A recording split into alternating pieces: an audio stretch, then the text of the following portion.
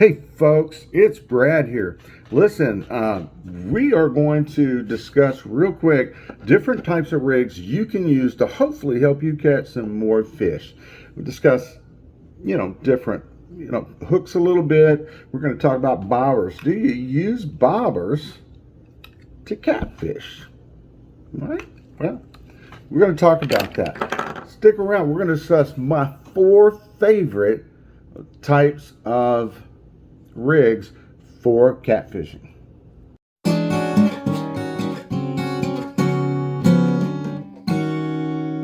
Hey guys, we're going to get right into this. Listen, we're going to discuss my 4 favorite rigs for catfishing if you're sitting on the bank or if you're anchored up in your boat. Now, we're not talking about dragging or bumping or anything drifting. We're talking about stationary and different types of rigs you can do. Now, some of these rigs are on the bottom, but obviously you can suspend some of these type of rigs, pull them up off the bottom a little bit and fish them like that. But we're going to show you how to hook these things up real quick, and we're going to get right into my 4 favorite catfish rigs. Okay guys, this is one of my favorite rigs out there today for catfish. It's the Santy Cooper rig. It's actually pretty daggone simple. What you've got is you've got your main line over here coming in. It's going to be to your barrel swivel. It's got some type of a slip bobber on, or excuse me, slip type sinker. It doesn't really matter what kinds you're going to use on that. Now, I'm running a no slip sinker right here.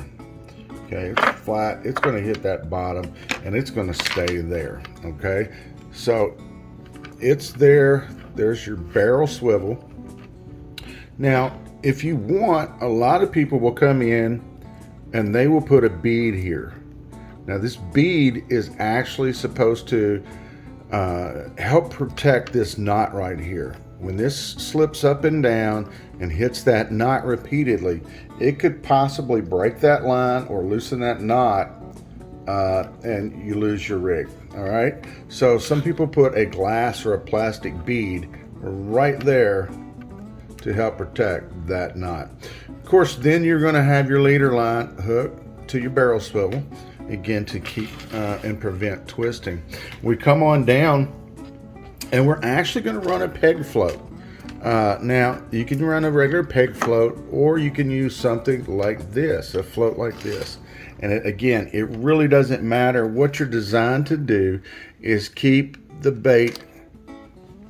We've only got about this much line out, 2, 3, 4 inches of line out, whatever you desire and feels like it's best for you. If you get it too close, obviously it's going to get in the fish's mouth, may have problems hooking up, and you could lose some fish. So don't put it too close to the hook.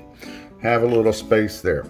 And then you're dropping it on down. We got a circle hook right here. Now you use the hook that you want. I like the circle hooks. They work great. And this is a snelled knot, okay, that's on there. You snelled the hook there.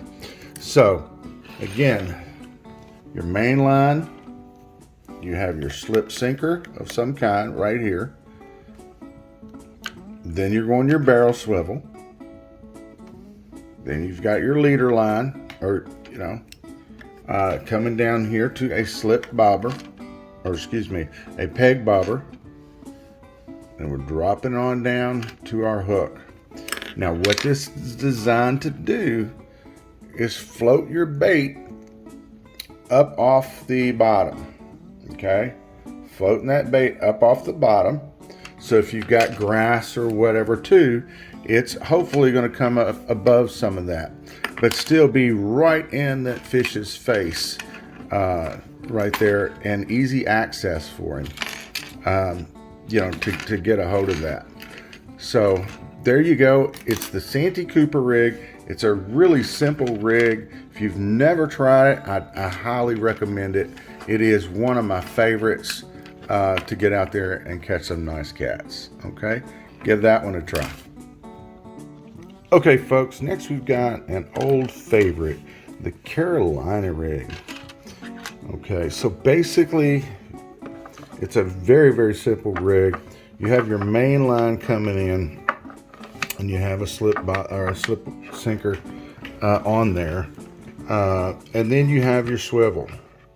Again, if you wish to, use that glass or plastic bead right here to protect that knot, because again, this is going to be slipping up and down, hitting this right there at the knot. On the other side of the barrel swivel, we have our leader line coming in, and we've tied that up. We've got our leader line, and we go right here again, our snail hook right here, ready to go. So what we're doing on this one, this puppy is setting on the bottom, all right? But at the same time, we've got our weight, whatever you need for the amount of current, and structure that you have out there, how much ever weight you think you need to have.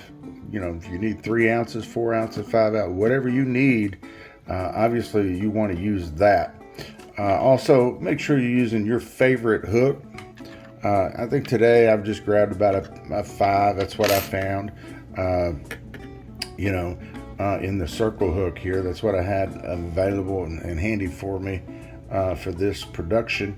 Of course, then there's an octopus slight offset hook right here. I think this is about a size 8. You could use something like that. Again, you want to make sure, if you're using cut bait, that instead of whole chunks on something like on a 5, you may want to do like a fillet of that cut bait to give you plenty of hook set, so you don't miss a fish because you got too much bait on such a small hook. That's key, folks. That's very important that we pay attention to that. A lot of people have a small hook, and they run way too big of a piece of bait for it, and you just can't hook up. That fish may take it in his mouth, and there's just not enough hook there with the bait on there. You're taking up all this space for him to get in there and really get a good hook set. So make sure you're using the proper size hook for whatever you use it. Now, this size right here, not only could you use a sliver, for instance, like of a filleted cut bait, but you could use nightcrawler on. You get up in this size, and this is really too big for a nightcrawler. Can you get them on there?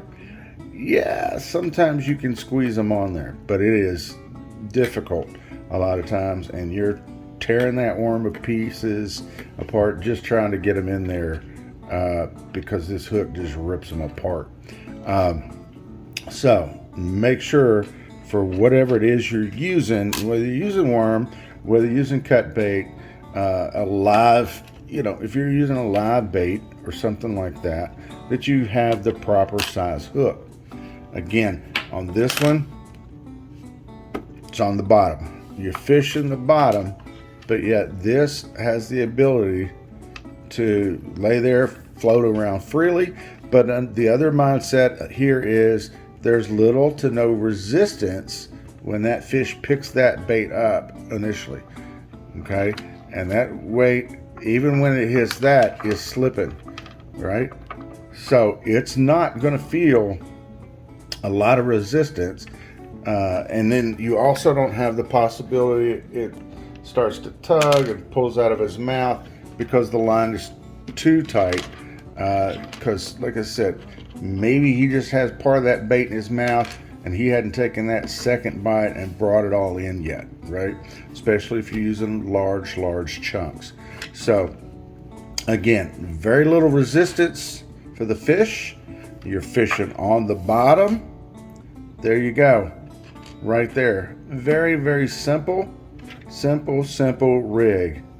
The Carolina rig. It's been around for a long time. Okay, it's caught a lot of fish. So give it a try. And here we go, folks. One of the rigs that have been used probably for, ever. And used probably more than any other one, just because it's simplicity. Just simple. It takes little gear. You have your main line coming in, And that's it. Now, you can do this right off a main line, or you can tie a swivel here and have a leader line and then run to your main line. Okay? And do it that way if you wish to do that. Or you can just run it right on your main line. This is up to you on how you want to do this. It's very simple. You run your line. You've got a slip sinker right here, popping up and down, and it goes to your hook. Now the thing about this, again, it slides directly down to your hook, as you see that. Now I've got my snelled knot there, snelled that hook again, but this goes straight down there to that. Now again, like we discussed earlier, that can hit that knot, wear the knot out possibly. So if you want to improve that, this isn't a bead, we're going to call it a bead. All right, you put your bead in there so you have a stop to protect that. That glass or plastic bead can help protect it from that sinker dropping down and hitting that bait or that hook all the time. Again, speaking of bait, again, make sure proper size hook for whatever bait you're using. Again, it doesn't matter if it's a live bait, cut bait, night crawler, or whatever. Make sure that you're putting the proper size bait on the proper size hook. Okay, too many times people lose too many fish because it's the wrong size hook. Okay, again, this is the catfish version of the Texas rig. Some of them out there are trying to claim Texas rig as the Santy Cooper rig nowadays, but the real Texas rig is just like what they use basically for bass fishing, and they'll use those little bullet types weights and sinkers there, and a lot of times you have your worm there, right? You got it goes right to the hook where your plastic worm is. So again, very simple, very, very basic, yet very effective. Setting right on the bottom. Again, when the fish grabs, it's sliding through there, so they're not getting a lot of resistance, okay, from your sinker. But it will be holding the bait down there on the bottom for the fish, and to find the big hosses sitting down there on the bottom we're trying to hook up on. Again, this is the Texas rig. Very easy, very simple. Okay, folks. Lastly, it's the slip bobber rig is what we're using here. And on this one, you can run this all on your main line, or you can run it up, because we're using monofilament here. You can come on up on the line and hook to a barrel swivel, and then hook, if you're running braid or whatever, you can hook to the barrel swivel there. Okay, so you can do that, or you can run this just on your main line. Okay, very simple rig. We have our hook here of your choice. Again, right there, we're running a circle hook. We've got a little split shot to hold it down, hold the bait down, but not a lot of weight that we pull our float under. We have a slip bobber here that's going to go up and down our line, depending on the needs. But what happens here, excuse me about the camera work, this is going to stop. We have a string that you can get at the hardware store. A lot of times when you get at the bait shop, when you get these bobbers and things like that, they can come with this. Or there's a pack that you can get, several of them for next to nothing, this type of string that you tie on your line. And what happens is it acts as a stop. As you throw your weight in and your bait, and this is going to slide up the line to to your adjusted height, your desired height, wherever you have your knot. And that's going to stop it right there. Now, a lot of times people will put a bead here also. Sometimes they'll put a bead down here also to do that. Now, if you're using quite a bit of weight, then you may not need your split shot or a lightweight sinker of some type. You may just go ahead and use your hook and your weight of your bait to hold the hook down directly under the bobber down there. And but this bobber will slide up to the desired height that you have it set. Again, however deep you want to run these things is up to you. Again, just make sure we tie our line onto the monofilament leader line, right? And you are set. This is a slip bobber rig. Again, it's not difficult to do. Just make sure you tie a good tight knot there, or your bobber will keep sliding up and down your line and drop this thing down 50 feet. And if that's not what you're looking for, then that's not the desired depth, right? So make sure those are tight, put on there properly to stop that. Some people will even run little split shots right there as their bobber stop. Okay, so there you go. This is a slip bobber rig.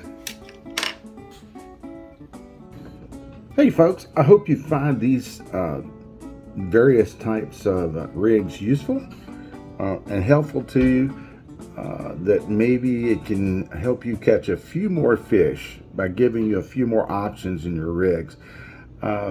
But that's it for today. Listen, me and Tammy will be back at it soon, and we'll be back on the water and hopefully hooking up some more fish to bring you some more adventures very, very soon. So stay tuned for those, okay? We love you guys. Tight lines. We'll see you soon.